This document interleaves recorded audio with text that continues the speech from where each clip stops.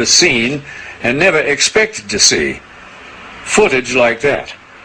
And least of all did I expect to see it on film or tape that had been exposed by the government in a NASA mission.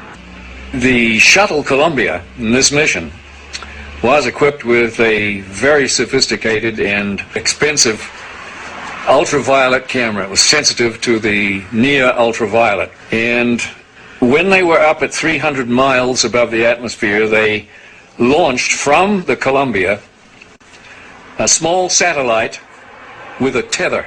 Not long after it was launched from the Columbia, the tether broke. We record steadily the whole break and coil back to the tether. Copy, Claude. We go. Again, this is a view of the satellite. Well, if it had to break, it did it in the right place.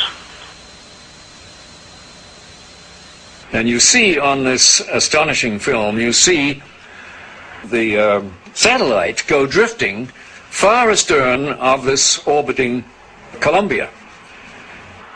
The tether, which is 12 miles long, straightens out into a long white line, which you can see as plainly as could be.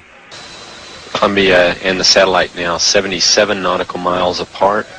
Now, while this is all going on, a whole covey of UFOs, perhaps 36 of them, manifest to this ultraviolet camera, and they begin moving around, circulating, looking for all the world like something in an aquarium tank.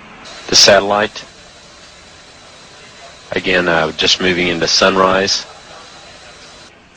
Now, Houston, of course, down on the ground, is getting this feed from the Columbia, and they ask the astronauts in the shuttle, what can they see? What is it they can see? Guys getting the image?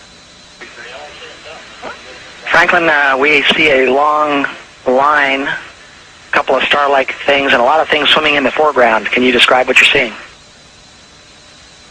Well, the long line is a tether, and there's a little bit of debris that kind of flies with us. It is like a brilliant white bar. It looks like a neon sign, and it's 12 miles long. Now, what this does is give you a sort of cosmic ruler by which you can get an idea and an estimate of the diameter of the UFOs that are flitting around down there. Now, when you see them go behind the tether, that means that you can use that tether like a ruler to measure their diameter. And those things that are down there going behind the tether are between 2 and 3 nautical miles in diameter. One of the things you see over and over again is you see UFOs materialize into the ultraviolet while you watch.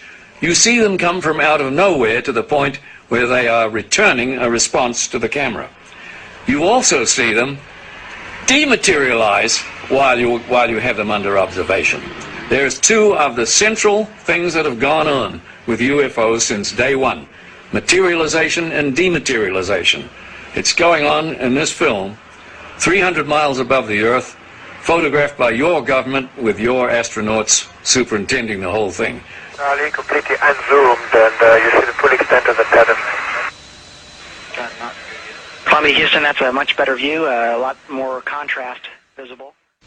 It's not an infrequent occurrence out there. They have them quite often. There were probably 1,500 reported cases at that time.